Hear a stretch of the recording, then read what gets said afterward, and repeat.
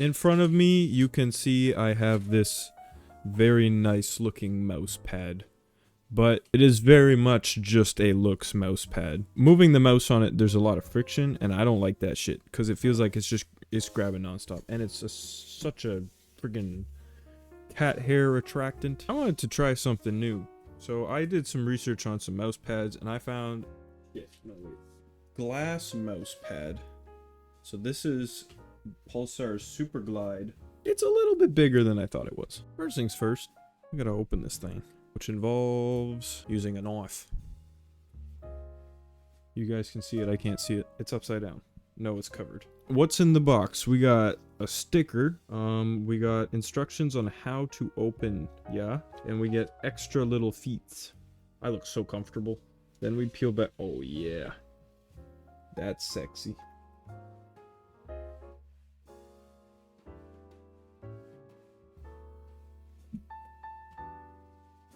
How would you look at this?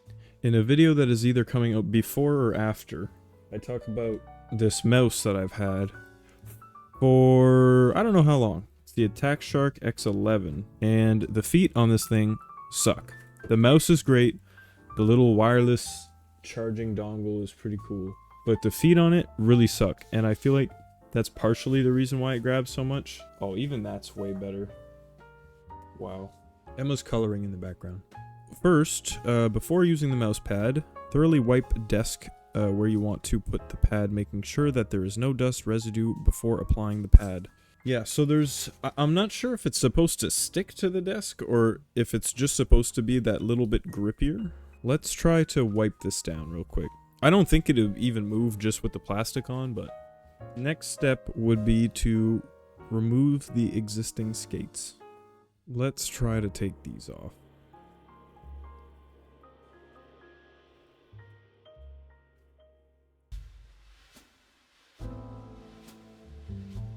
There is some residue with that one. You can use stickiness to take off stickiness. I don't know if y'all knew that, but you can do that.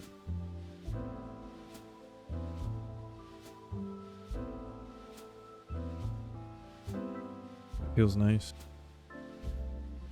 Of course you have to, that's like the first thing you do when you get a glass pad, right? Alright, well, there's not much else I can do until I try it and see how I like it, and then at that point, I will get back to you guys in the future. Try some games and see how I feel after a little while of getting more comfortable with it. But so far, it feels very nice. So here I am now a month later, having used the Superglide mouse pad the entire time. I've spent the month mostly playing relaxed chill games like Surrounded that you can find a full series of on my main channel.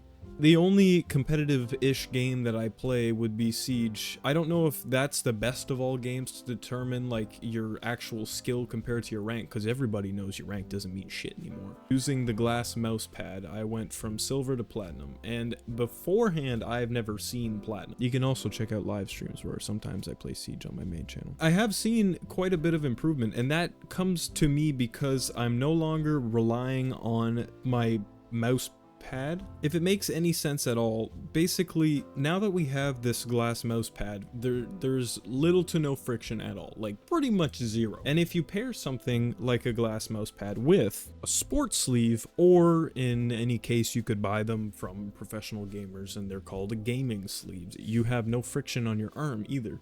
And what that's going to do is that you are entirely relying on your arm and wrist to make all the movements. You're not worried about kind of anything grabbing. If you would have seen my video about the Attack Shark mouse that I was using, the feet suck on it, and I'm on a cloth mouse pad that probably needs cleaning, to be honest. It's not all that old. With time, when these materials collect dirt, dust, and animal hair, they get a little bit grippier, and the more friction, the more you have to adjust, and sometimes your mouse might snag or get caught on a rougher spot. I found myself in a situation in game where this was happening, and it literally drove me up the wall, and that's actually the reason why I got a glass mouse pad. Originally, I think I was going to get an artisan mouse pad. They're hard to order. I don't know if it's just me. I went on the website, I found that shit really complicated, and I couldn't find the one I wanted either. This was easier to find on Amazon, and Amazon is convenient, so I use it. But using it for the month to me has made a big change, not only because I feel like my aim has improved because now I'm relying on my genuine skill and not like the surface that I'm playing on, because believe it or not, now that I have a frictionless surface, which I'm relying on this frictionless surface to be better, I'm entirely relying on my arm because there's nothing causing my arm to get stuck. Now, I will say, if you don't have one of these, if you sweat or, you know, anything like that, then glass tends to get a little stickier, as it would if you were to grab a glass. You know, if there's condensation, your fingers kind of grip to it a little bit better. The cons to a glass mouse pad would be you do need to keep them clean. If you have a microfiber towel, I always keep one in my drawer when it grips onto your skin. That's all. You know, when you got like little teeny like dry, you kind of have to get a sleeve if you want to play it and it not feel weird at all, because everybody's gonna sweat at least a little bit, and that little bit of extra friction is definitely worse than it would be on a fiber pad. So that is one downside. The second downside would be that along with the cleanliness, if there's like hair or dust that falls on it, you will feel it under your mouse skates, and that might, like, if you get it, you get it. You know what I mean? You'll hear it. It sounds crispy and crunchy, and then you got to pick up your mouse, and you're like, oh, sneak peek. I wasn't supposed to show that mouse.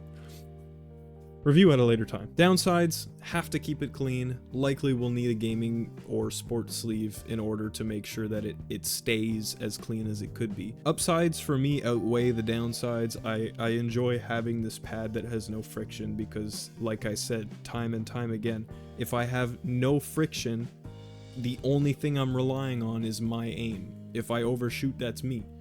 But if it gets stuck on something, that's the pad. I don't even want to hear it. If it gets stuck and then you gotta push harder or whatever, that's on the pad. Back in the day when you used to buy mouse pads, you could buy the pads that were like plastic. I think plastic's the word. They were like a hard plastic. Definitely nowhere near as smooth as glass, but you could buy those pads that were like that. And there's no compression on plastic or glass pads. So if you're using something like an artisan pad, for example, certain pads have different levels of thickness and the fibers are woven differently and blah blah blah. On a mouse pad that is fibrous, you can actually push down on your mouse to get more friction or just slide regularly to have less. On a glass pad, there is no compression, so there is always the same amount.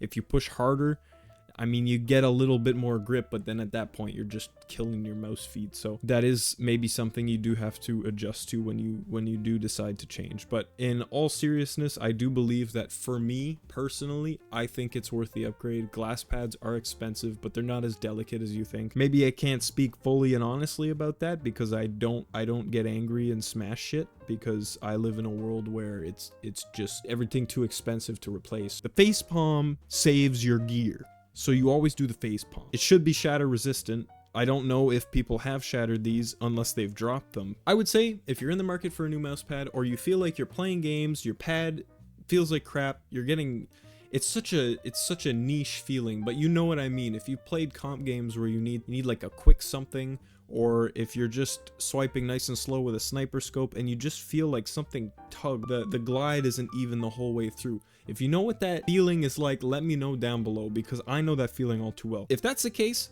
you should probably clean your pad, because let's be real, you don't do that. So you should probably clean your pad. But if you want to try something different, something new, something weird, a glass pad is definitely worth trying. I will say it takes about 2 days to be comfortable with it, and probably about 2 weeks to get good with it. So keep that in mind. You're probably gonna suck for the first little bit. You're gonna overshoot all your stuff because you're not used to having no friction. And it's a sensory thing. I don't know if it might be autism. Final thoughts, I like it. I think it's worth it. The price tag, a little high, but that is what it is when it comes to stuff in this world at this point. You're gonna be paying money regardless, so you might as well spend it on things that you're going to utilize, and especially stuff you're gonna utilize a lot. Thank you guys for watching. I'll leave a link for where I found this in the description below. I don't know if they still sell this colorway. I kind of had a hard time finding this one, to be completely real with you, but just search up Pulsar Superglide 2. That's the one that I have right now, okay? The XL, okay? I'll see you guys with another review or another video another time. It might totally be unrelated too, but that's just how I am, so deal with it. Check out my main channel.